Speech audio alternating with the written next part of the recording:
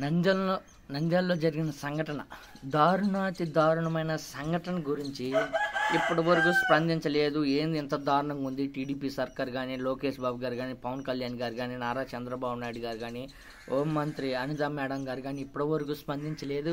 ఏంటి ఈ దారుణం? ఎంత దారుణం జరుగుతున్నా కానీ పట్టించుకోవటం లేదు.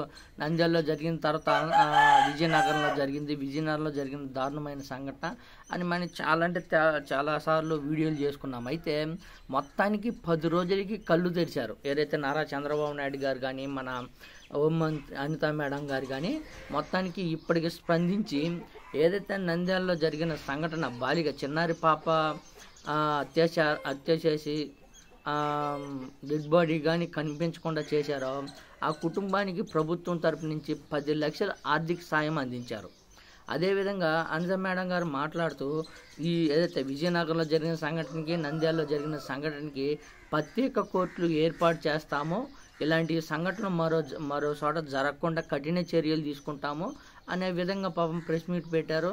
మొత్తానికైతే నంద్యాలలో జరిగిన సంఘటన, చిన్నారి పాప ఇప్పటి వరకు ఆచూకైతే కనిపించలేదు. పాపం వాళ్ళ తల్లిదండ్రులు కానీ బతిమలాడారు, సార్ మాకు పాప ఎలా చనిపోయిందో కనీసం మాకు డెడ్ బాడీనైనా మాకు చూపెట్టండి అని. 10 రోజులైనా సరే ఇప్పటికీ ఆచూకీ కనిపించలేదు.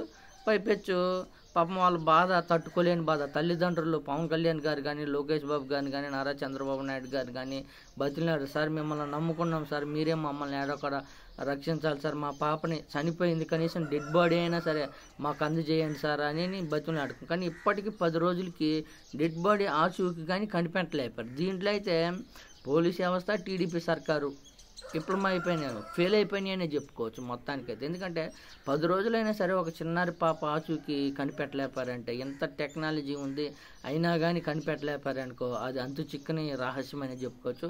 మొత్తానికైతే అనిత మేడం గారు బాధిత కుటుంబాలకి ప్రత్యేక కోర్టు ఏర్పాటు చేసి, అదేవిధంగా వాళ్ళ కుటుంబానికి 10 లక్షలు ప్రభుత్వం తరఫున 10 లక్షలు ఆర్థిక సాయం అందించారని చెప్పుకోవచ్చు. ఎప్పుడైతే ఇది ప్రకటించారో, హోంమంత్రి గారు ఎప్పుడైతే ప్రకటించిన కొన్ని గంటల్లోనే సంచలనమైన మరో ఘోరం జరిగిపోయిందనే చెప్పుకోవచ్చు. గుంటూరు జిల్లా కొత్తరెడ్డిపాలెనికి చెందిన 8వ తరగతి చదువుతున్న 13 ఏళ్ల బాలికని అతి దారుణంగా హత్య చేశారని చెప్పుకోవచ్చు. ఎవరైతే గ్యాస్ డెలివరీ బాయ్ నాగరాజ్ అనే యువకుడి ఇంట్లో ఏదైతే 8వ తరగతి చదువుతున్న బాలిక శవమై కనిపించింది. వాళ్ళ తల్లిదండ్రులు, కుటుంబ సభ్యులు ఎతుకుతుండగా స్కూల్లో లేదని చెప్పడంతో ఎక్కడ చుట్టుపక్కల ప్రాంతాల్లో అన్ని దిక్కల వెతుకుతుండటంతో ఎవరైతే నాగరాజు ఇంటి ముందు చెప్పులు గమనించి ఇంట్లో చూస్తే బాలిక శవమై కనిపించింది. ఏంది అని చూస్తే లోపలికి తలుపులు పగలబట్టి లోపలికి చూస్తే ఏదైతే 13 సంవత్సరాలు అమ్మాయి మూగజీవై పడిపోయింది. ఎవరైతే ఈ సంఘటన కారణం నాగరాజు అయిన వ్యక్తికి పరారైన పోలీసులు అతన్ని గాలించేవి.